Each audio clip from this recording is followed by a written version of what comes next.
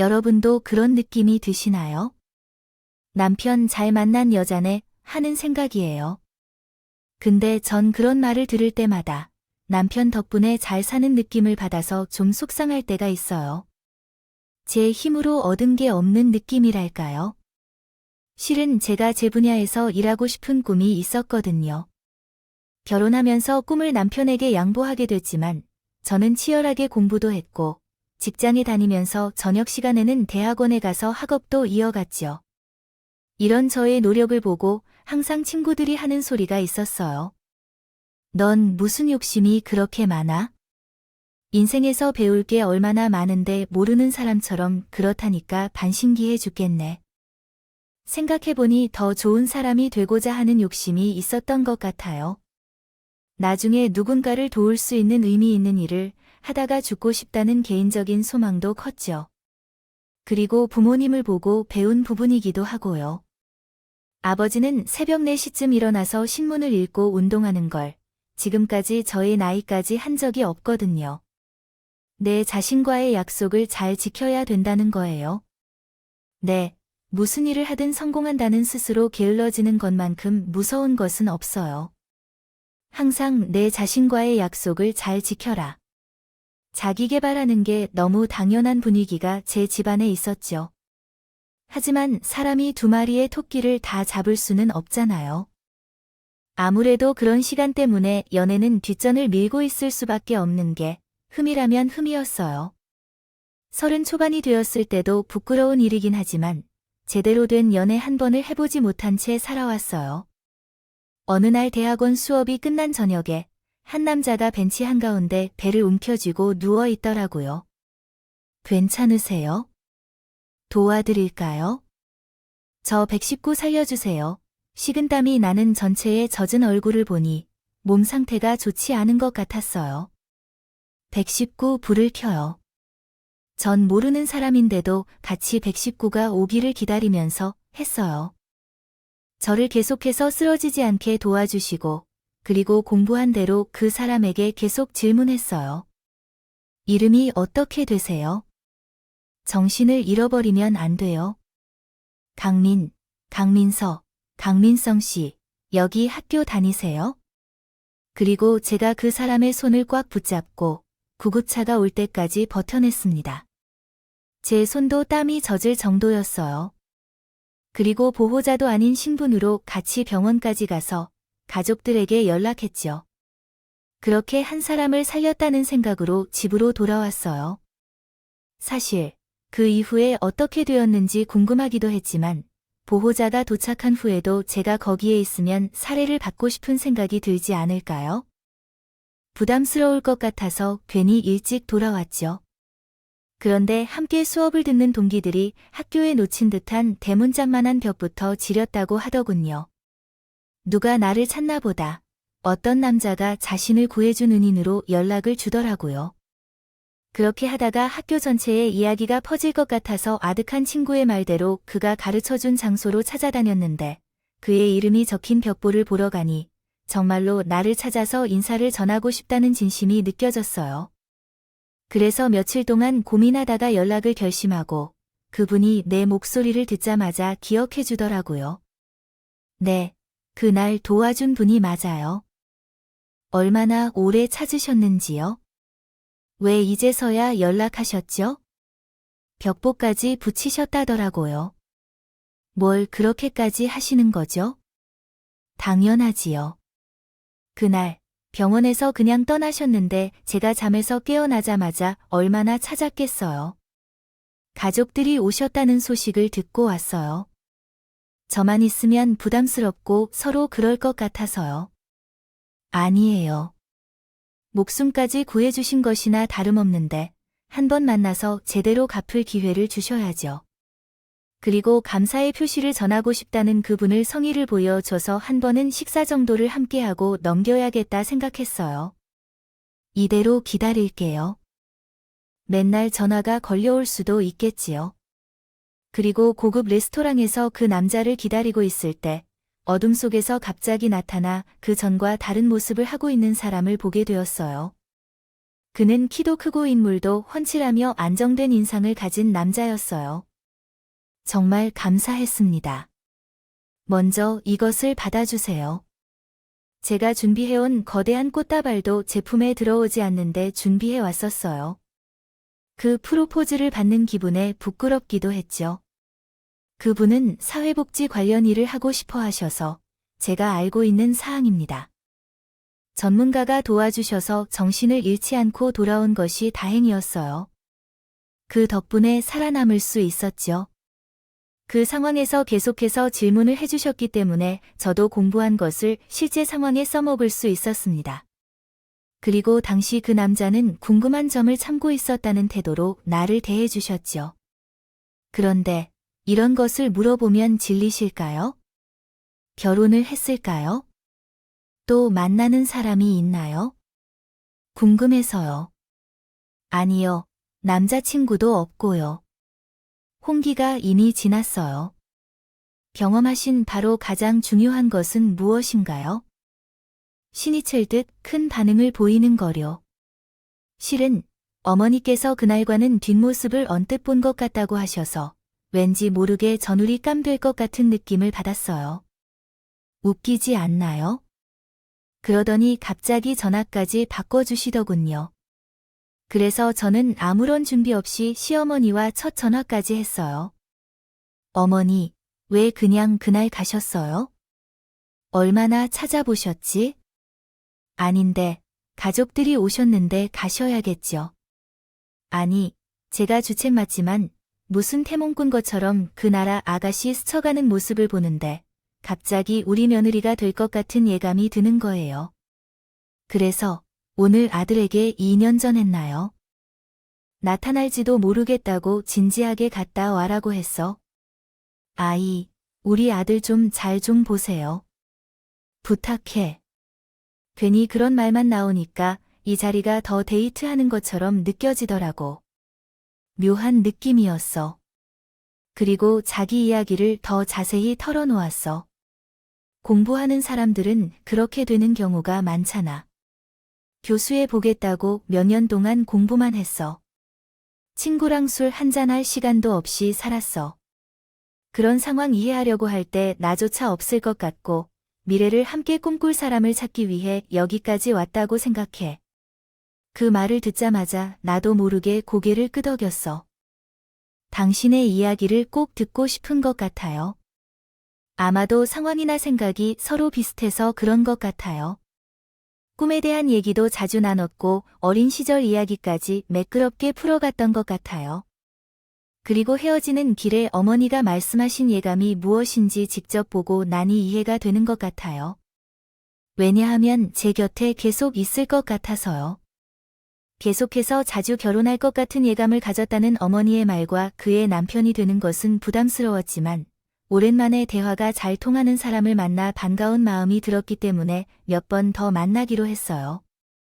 본인은 저에게 더 확신이 생겨서 부모님과 만나 관계를 허락받으러 가던 중 그가 자신감 있게 저를 이끌고 있었어요. 결혼까지 와 있었는데 눈을 떠보니 드레스를 입고 있는 모습이었어요. 결혼 생활을 시작한 지 4개월 만에 되었고 시어머니로서 아이를 가질 생각이 없는 저희 둘의 공부에 잠긴 모습을 보며 상당히 답답한 기분이 들었어요.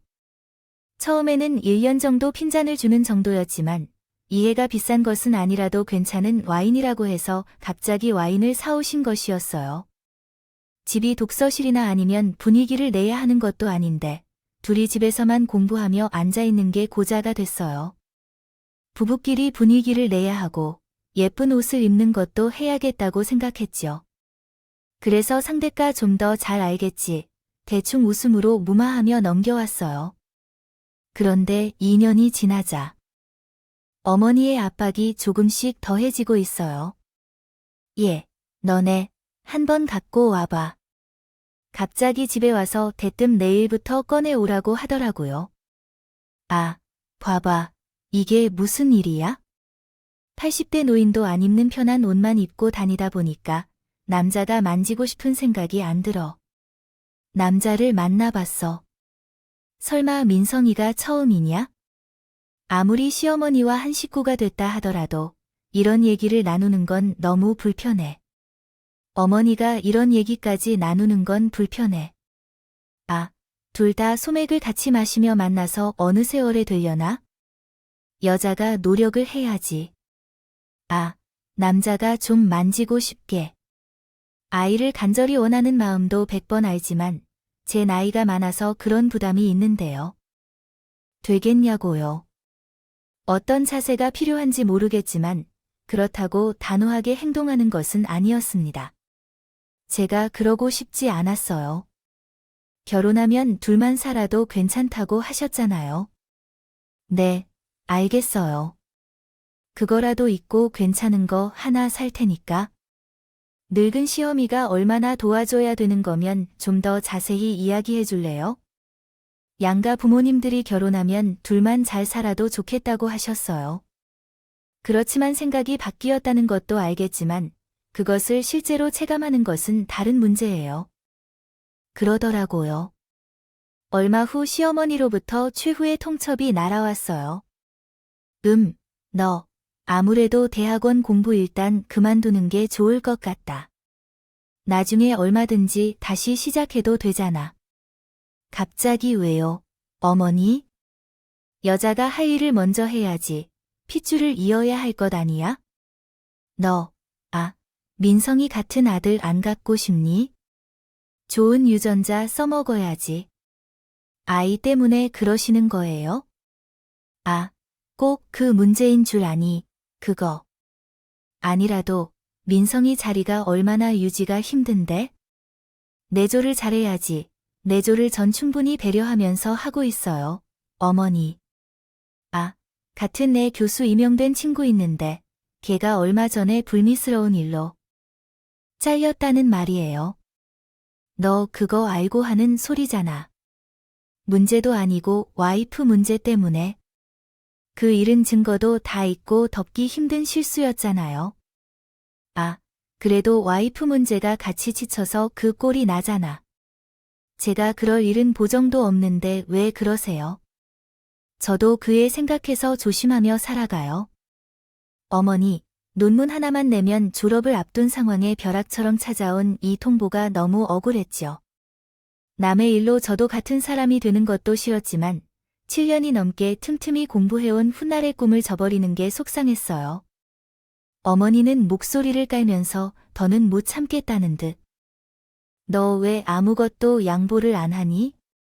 내가 자식도 안 낳고 공부도 다 하면서 욕심만 챙기고 할 거 다 하면서 편하게 살면서 하나라도 양보해 줄래 하면 신용이라도 해야지. 어떻게 피해서는 안 되잖아. 내가 이기고 싶어서 그래. 그거 알지? 어머니를 이길 만한 사람이나 어디 있어요?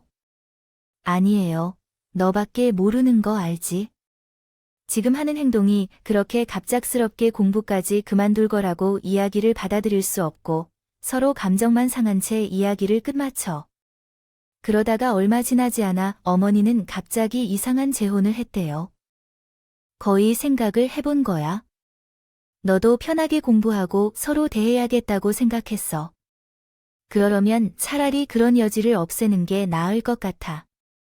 그래서 너 좋아하는 태양학원도 계속 다니게 해줄 테니까. 어떤 여지를 없애야 해? 아니면 민성이 대학은 이별하고 다시 해보자. 그냥 그렇게 하는 게 우리 둘에게 편할 거야. 왜냐면 와이프 문제가 터질 수도 있어. 너도 마음 편하게 하고 싶은 대로 하면 돼. 그래도 어떤 상황이라도 이혼은 위장이혼이잖아. 너 인성이도 그 방법에 동의하면 내가 그렇게 해줄게. 대학에서만 존재하는 거 알 수 없으면 몰라도 돼. 걔 뭐 얼마나 퇴수할지 알겠지? 양보해 주었지만 넌 잔뜩 떠들지 말고 그렇게 알아야지. 이 문제는 남편과도 사귀가 필요할 것 같아서 오랜만에 함께 점심이라도 먹기 위해 남편 학교를 찾아갔어요. 남편의 교수실로 향하는 중에 별 생각이 머리를 스쳐 지나가는데 그 앞에서 예상치 못한 사람과 부딪혔어요. 옆방에서 나오던 시어머니였습니다. 어머니가 여기서 무슨 일이 그렇게 자기 맘대로 살아가는 며느리라고 잡아먹을 듯이 굴던 시어머니가 갑자기 당황했다던데 제 정신 아닌 것처럼 마냥 이상한 얘기로 떠들었대요. 아내가 실수로 다른 방에 들어간 거 아니야. 정신 차려, 여기 이름이 적혀 있는데 차라리 정신 좀 해라. 아, 참 눈이. 입장이 아주 가볍지요. 그래요. 그렇죠. 제가 여기 있는 사람을 찾았는데요. 같이 들어오세요, 어머님. 식사하셨어요? 아니요. 난 방금 다 먹었어요. 그런데 갑자기 문을 열고 나온 젊은 여교수는 너무 자연스럽게 어머님의 이름을 부르며 어머님을 기다렸다고 해요. 어머님도 제가 방을 잘못 찾아 들어간 걸로 착각해 계셨는지 방금 만났다는 여교수의 말에 혼란스러워 하셨습니다. 그러자 어머님은 저를 의식한지 묶인 사람처럼 행동하며 응대를 못 하셨어요. 꿋꿋이 서서 대답했습니다. 아, 그래요. 갑자기 일이 생겨서 가볼게요. 우리 아들 잘 부탁드립니다. 교수님. 제가 차 한 잔 드릴까 했더니 가지 마세요. 그것만 봐도 둘이 웬만한 사이는 아니란 느낌이 들었어요. 그리고 제가 남편이 있는 교수실로 들어가니 다음 수업에 여유가 없더라고요. 어머니와 계시던데 만났어요. 몰라. 어쩐지 갑자기 연락도 없이 찾아온 절 보면서 안색이 좋지 않았어요. 오랜만에 점심이라도 먹으면서 이야기하고 싶어서. 왜? 보는 눈이 많잖아요. 여기. 이웃 남자라고 말해서 이미 오면 안 되는 거야? 집에서 여기서 아직 무슨 이야기를 하고 있는 거니? 누구에게선 안 들려야 할 얘기가 있나? 너는 저녁에 너무 피곤한데 그래서 집에서 말하고 싶어 하지. 남편은 좋은 일이라도 말하고 와서 너무 피곤하다며 한 번 집에서 제대로 이야기를 하지 못했다면죠. 초반에는 그런 걸 존중해주고 싶었는데 날이 지날수록 저희의 뜻대로 하는 경향이 더 심해졌어요. 우선 점심부터 먹자. 잠깐 와서 먹고 이야기하자. 내가 바빠 보이지 않나? 당신 눈에선 내가 대충 수업하고 돈을 벌어다 주는 게 편할 것 같아 보이나요? 갑자기 남편이 민감하게 반응했어요. 아, 내가 언제 그런 소리를 했나? 그래. 나 매일 퇴근할 때 연락도 없이 찾아와서, 밥이나 먹자고 해. 여기가 어디 놀이터야? 언제든 당신이 찾아와서 밥 먹고 가도 괜찮다고 된 줄 아느냐고. 정신이 나갔나 봐, 아가. 아니, 이렇게 무안한 일은 처음이야. 이게 기가 막혀서 말도 안 나오는데 갑자기 옆방에서 똑똑한 소리가 들리더라고요. 그런데 단순히 시끄럽다고는 노크가 아니라 무슨 신호를 주는 것 같았어요. 안 들리시나요? 시끄러워서 그래. 어머니 말에 당신도 동의했다면서 그 정도 이야기는 서로 나눌 수 있는 것 아니에요. 대학에서 왜 이혼남 행세를 하는 거야? 이해가 안 돼서 왔어요. 당신의 말을 좀 들어보고 싶어서 왔어요. 난 할 말이 없어요.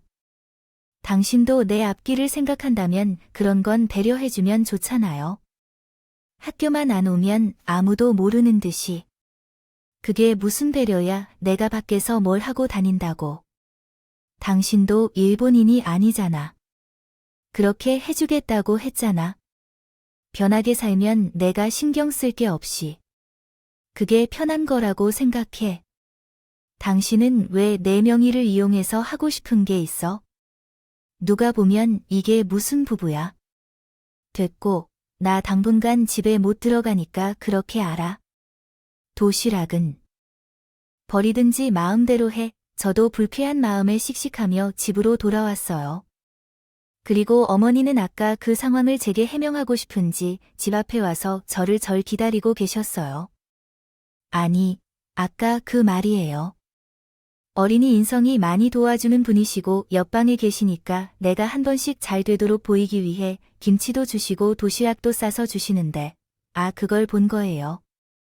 너가 마침 그런 미리 이야기를 해주시는 게 맞잖아. 왜 거짓말을 하시는 건지. 오해할까 봐. 그렇지. 그런 건 내가 뒤에서 챙겨야지. 어머니, 괜히 그러세요.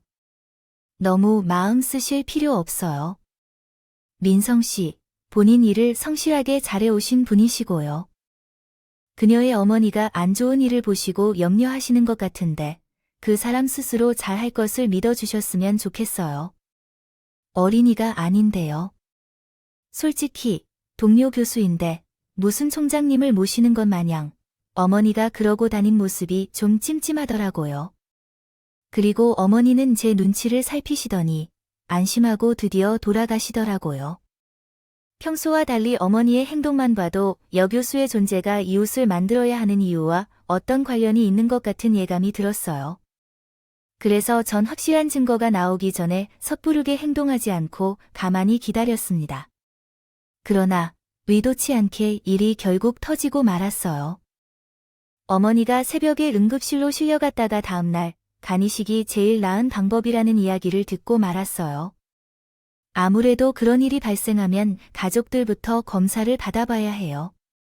친척들까지 전화를 돌리니 은근히 피하는 태도를 보였어요. 어린아이가 어렸지만 힘들겠네요. 어쩌지 1년 전에 수술을 받아서 간이 타고나길 안 좋아한다. 난 뭐라고 할까? 그런 반응을 받을 줄은 몰랐었는데 더욱 당황했어요. 어떤 좋은 일이 있었다 하더라도 이번에는 큰 문제를 무시할 수 없었어요. 그래서 의사 선생님께 상황을 말씀드려 보았습니다. 저도 검사를 받고 싶은데요. 여느 때면 확률이 좋아질 것 같아요. 연락은 해보셨나요? 그래도 혹시 모를 일이니까요. 검사를 받아보고 함께 결과를 기다렸어요. 남편도 갑자기 찾아와서 정신을 못 차리는 것 같아서 제가 좀 더 이성적으로 정리하게 되었어요. 당신이 학교에 집중하도록 내가 더 알아보게 해주려고 고마워요. 검사를 받아줘서 정말 고마워요. 저가 연락을 하며 부탁해서 한 사람이라도 더 검사를 받게 했어요.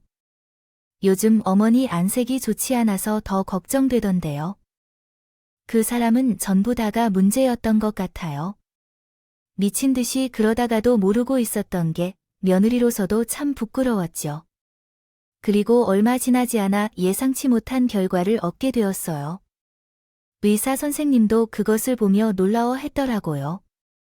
어찌 보면 서로 아무 관련도 없는 사이인데 잠시 이렇게 신기한 인연이 가끔씩 있어요. 어머님. 며느리님께 평생 고맙게도 살아야겠네요. 우리 며느리를 처음 봤을 때 알아보았거든요. 그리고 나는 빠른 시일 내에 곧바로 수술 받아야 한다는 이야기를 듣고 입원할 준비를 해나갔어요. 솔직히 괜찮을 줄 알았는데요. 병원복을 입고 누워 생활하면서 실감이 들어서 그런지 너무 떨립니다. 옆자리에 누워 계시는 어머니를 바라보며 생각해보면 내 아들과 나도 이렇게 건강하게 살아온 것은 우리 가족이 덕을 보며 운명이었나 봅니다. 어머니도 건강하게 지내주셔서 다행이에요. 병원에서도 신기한 인연이라는 것이죠. 저도 떨리긴 하지만 좋은 생각만 하려고 노력할게요. 어머니, 너를 위해 해야 할 일이 어떻게든 갚아야 할 것 같아요. 수원 하나 드시겠어요? 어머니, 잔소리를 조금 줄여 주실 수 있나요? 그건 하나밖에 안 되겠어요. 목숨까지 걸고 바라는 게 너무 단순해요. 어머니만 건강하시면 다 걱정 없을 텐데요. 저는 어머니가 편안해지실 수 있도록 몇일 동안 가볍게 농담도 하면서 지냈어요. 그리고 병원 옥상에서 바람 쐬러 갔는데 한층 아래 어머니의 병실에서 오는 대화가 그대로 들렸어요. 창문을 열어놓아서 더 잘 들린 것 같아요. 어머니 정말 잘 되셨네요. 건강해지시면 제가 민성 씨와 함께 많은 여행을 다니세요. 해외로도 나가보시는 것 어떠세요? 아양 씨나 그분 목소리를 들을 때 어머니를 부르던 여교수님이었다는 걸 한 번에 알아차렸어요. 해외에 나가서 건강하다면 좋겠어요. 지금은 당연히 건강해져야겠지만 어머니가 그 여자를 만나면 이유는 더 늦어질 것 같아요. 이혼이라는 단어를 듣자마자 귀가 더욱 예민해지더군요. 그래서 몸을 최대한 아래층으로 숙여 밀착했습니다. 아, 기다리긴 우리는 약속대로 내년에 시골로 올라가야지. 정말 벌써 2년을 기다렸어요. 빨리 합치고 싶지만 어머니가 아프다 해서 아파트도 생각해 두었어요. 아이고, 마음도 너무 좋은데 나까지. 우리 똑똑한 교수의 며느리가 이해해주고 기다려줬는데 한심한 방구석 멍청이 덕분에 미룰 수는 없을 거야. 그러면 어떻게 할 것인가요? 어떤 계획이든 있나요? 민성 씨는 항상 어머니와 상의하라고 하는데 이미 이혼했다고 대학도 말했어요. 식사만 올리면 될 것 같은데 간만 빼면 천연 버릴 것 같아요. 너는 걱정 마세요. 정말 영원히 그 한마디에 아주 흥분한다더라고요. 아, 네가 누가 뭐래도 내 며느리라는 건 알 거야. 그리고 이제부터 가문의 피를 이어나가서 손자도 보고 오래오래 살아갈 거야. 그러니까 조금만 기다려 주세요. 분명히 약속한 게 맞죠? 그래도 이 여자는 아무 쓸모가 없다고 생각했더니 도움이 필요한 순간이 있네요. 위자료 대신해서 받는다고 생각하세요. 원래 그런 사람들은 무식하게 오로지 건강만 챙기는 것을 해야 한다. 살아보세요. 명줄만 길어서 남편을 잡아먹을 뿐만 아니라 뻥뻥거리며 살아가죠. 역시 어머니인 사람이 잘 보셔야 해요. 그러면 수술만 끝나고 나면 정신을 잡아야겠죠. 일단은 제 피임을 맞춰주시고 하나부터 차근차근 살아야죠. 결혼식도 가고 우리 이쁜 며느리도 맞이를 해야겠어요. 당연하죠, 어머니. 저는 한복을 입는 것조차도 다 어려운데. 아이고, 그거 입기 위해서는 더 빨리 회복해야겠네요. 그 말을 듣자마자 환자복까지 입은 채 이 병원에 들어와 있는 모습이 너무 부끄러웠습니다. 그런 순간 필요할 때가 있죠. 자기 자신에게 욕을 퍼붓게 되는 거죠. 글을 쓰며 미련한 마음에 그 당시 여자 방에서 나올 때 제대로 알아봐야 했는데 미쳤다며 간 깎아도 좀 해줘 하면서 순간 열받음에 그만 환자복을 벗고 그대로 뛰쳐나가고 싶었어요. 그러나 현실적으로 생각해보니 일이 더 복잡해질 것 같아서 괜히 붙잡혀서 변명을 듣게 될 상황이 닥칠 것 같기도 하고 적절한 때로 언제가 좋을지 남은 시간 조금밖에 남지 않은 동안 고민을 계속했습니다. 시어머니께서 잠드는 사이에 가버려 버릴까 아예 수술 전에 도망쳐 나갈까 고민했지만 그런 행동은 괜히 병원에 일하는 사람들에게 피해가 갈 것 같아서 다른 사람들에게 어떤 죄도 없는데 그렇게 하는 것인지 고민했습니다.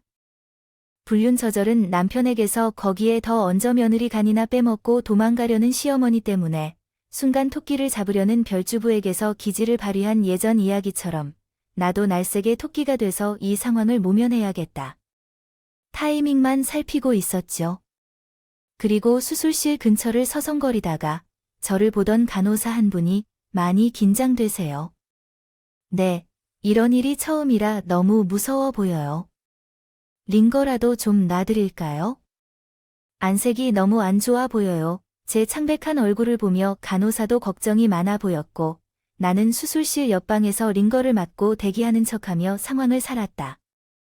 간을 들어키도 싫어 도망치는 며느리가 아니라 그들의 한 발자국 때문에 알려진 사람이 되려면 적어도 한 가지 일을 해야 제 속이 후련할 것 같아요. 그리고 시어머니가 제 간을 받아들여 살아보겠다는 의지로 수술실 근처로 오라고 했어요. 그러자 너무도 인자한 얼굴로 나를 보며 우리 건강하게 만나자 알았지? 라고 말했어요. 그 입을 확 쪼개버리고 싶었지만 몇 분이면 이 상황이 끝날 거라고 생각하며 인내했어요. 그리고 모든 준비를 마치고 수술실로 들어가기만 하면 되는 그 순간 제 팔에 있는 링거를 툭 하고 관통했어요. 사람이 익숙한 말투로 이야기할 때 발생하는 오류입니다. 표준 한국어로 표현해 드리겠습니다. 환자는 소리치며 말했습니다. 수술을 취소하려고 합니다. 의사가 물었습니다. 왜 갑자기 그러세요? 환자가 답했습니다. 제가 당신한테 무슨 잘못을 했나요? 의사가 혼동하며 말했습니다. 무슨 말씀이세요? 환자가 다시 말했습니다. 선생님, 죄송하지만 수술을 못 받겠습니다. 의사는 말했습니다. 모든 사람들이 두 눈을 감고 제가 볼 때까지 기다리겠다고요? 환자가 중얼거렸습니다. 아, 왜 갑자기 그러시는 건가요? 환자의 어머니가 교수님께 말하셨습니다. 감을 뺀 후에는 버릴 예정이라고 하던데요. 환자가 한숨을 내쉬며 말했습니다. 내가 몰랐다는 걸 알았겠죠. 어머니께서는 말씀하셨습니다. 한때 시어머니로서 당신을 살려보려고 했던 제가 얼마나 가령한지요. 부끄럽고 안타깝군요. 오해야, 그거 수술 끝나고 나면 제가 다 해명할게. 됐어요. 이제 당신 죽든 말든 난 상관 안 합니다. 당신 말대로 아들까지 다 살려놓고 나니까 뒤에서 한다는 짓거리가 이거야? 그러고 보니 어차피 이웃낯인데 난 그럼 누구야? 우리는 아무런 사이도 아닌 거잖아요. 아니야. 그건 혹시 모를 일 때문에 그런 거잖아. 나 말고 교수 부인 얻어서 니들끼리 잘 살아봐. 우리 착한 며느리가 왜 이래 갑자기야? 너무 무서워서 그런 거니 그럼 며칠 미뤄도 돼. 저는 환자복까지 벗어들 벗어버리며 말했어요. 너와 같은 사람과 내 목숨을 공유하는 것이 두려워요. 당신의 가족들도 전부 제대로 돌볼 수 없다고 하더라고요. 한번 제대로 찾아보세요. 병원에서 나왔는데 명색이 회원인 시어머니가 등기를 하러 나왔다고 하며 소리가 들렸지만 그때는 돌아볼 생각이 남아있지 않았어요. 그렇게 하면 어떻게 될까요? 내가 죽으라고 하는 거잖아. 가지 마요. 웃기고 있네. 교수의 며느리를 데려와서 검사해보세요. 그 여자가 받으면 되겠네. 결혼 선물로. 그리고 친정에 돌아가서 있었던 모든 일과 상황을 말하시면 돼요. 정리하겠다고 했어요. 부모님은 그 얘기를 듣자마자 남편의 학교로 찾아가겠다며 분노를 표했고 미워할 줄 모르던 엄마까지도 남편을 교수직에서 끌어내리고 집안을 몰살시켜 버리겠다고 말했어요. 저보다 더 화가 나서 개이끼리 뛰는 부모님을 말리는 일이 힘들었어요. 우리는 모든 친척들과 함께 일을 정리하기로 했고 며칠 뒤 상황이 더 악화된 시어머니를 어떻게든 살리고 싶은데 남편은 친정까지 찾아와 뻔뻔스럽게 무릎을 꿇고 빌었어요. 친척들은 이제 연락도 되질 않아서 재간이 이직 가능하다는 판정을 받았습니다. 끌었을 수 있는 사람은 다 썼다고 보여도 될 정도였어요. 남편을 보고 머리끝까지 화가 났다. 아버지는 소금까지 뿌리며 그깟 무릎으로 용서받을 생각이냐. 이 한심한 놈아. 아가 재수 없으니까 장인어른 실수했습니다. 남자로서 한순간에 잠시 어머니 문제는 그렇다. 저도. 그래도 제가 밥줄이 끊기면 어떻게 살라고요? 그래, 바람산의 놈이 한번 그렇다 쳐도 아내 모르게 뒤에서 감 빼고 버릴 생각하는 건 인간이 할 짓이 아닌 거야. 그런 놈한테 뭘 배운다는 게 말이나 돼? 한 번만 살려주십시오. 제가요. 돈을 통해 모든 것을 해결할 수 있으니 그에 상응하는 보상을 해드리겠습니다. 그러니까 제발 교수님께만은요. 내가 그런 능력이나 자질이 있는 줄 알아? 잘 벌지도 못하는 사람들이 내가 너한테 돈을 주면 그만큼 허락한다고 착각하는 거지? 좋은 의도로 가르치겠다는 마음이 좋아서, 아니 어쩌면 그게 아니라면서. 내 월급만큼은 진심으로 다 줄 테니까. 돈도 주고 정리 안 하면 나도 가난하게 살게든 다른 이들에게 줘버리고 가라고. 장인님, 부탁이니 제발 좀 살게 해주십시오. 그래. 그럼 평생 남자 역할을 못하게 해달라면 그겠습니다. 거기까지 감절하고 갈래? 그때 없던 교수님이 아빠 앞에서 콧물을 흘리며 이야기하는 일은 없었지. 거실에서 가만히 보고 있었어요. 나의 딸 안부로 생각한 것에 대해 난 칼이 들어와도 용서 못해. 내 대답은 변함없을 거야.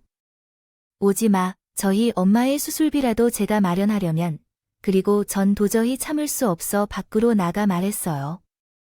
그 노친네의 수술비라면 나는 더 도와줄 마음이 없어.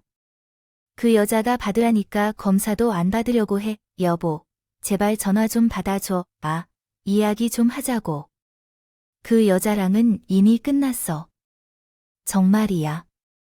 돌아가서 열심히 구해봐라. 이 세상에 어느 며느리가 시어머니를 살리겠다고 배가 생각을 하겠어. 내 놈은 발로 보고 찬 거야. 평생 후회하면서 살아야겠다. 우리 집 다시 찾아오지 마라.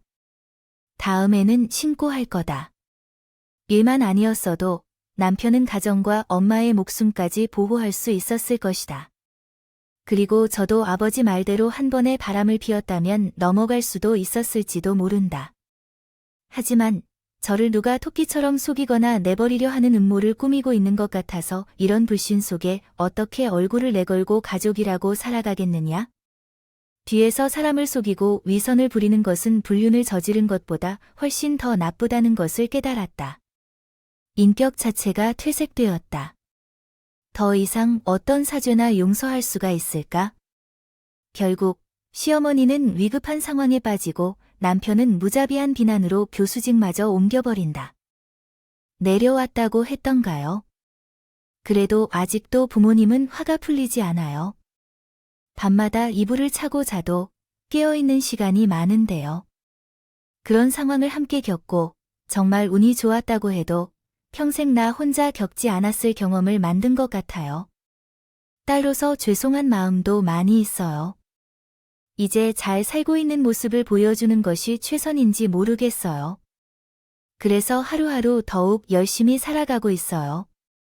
병원에서 빠르게 나오고 간도 지켜야 하고 제 삶도 지켜야 하니 나쁜 일이 아닌 좋은 면을 보며 다행으로 생각하며 살아가고 있어요. 현대판 별주부전 한 편을 찍은 것처럼 늘 누구에게도 드러내지 못한 제 인생 한 페이지를 함께 들어주셔서 감사합니다. 지금까지 커피앤톡이었습니다. 오늘도 끝까지 함께 해주셔서 감사하고요. 다음 영상에서도 또 만나겠습니다.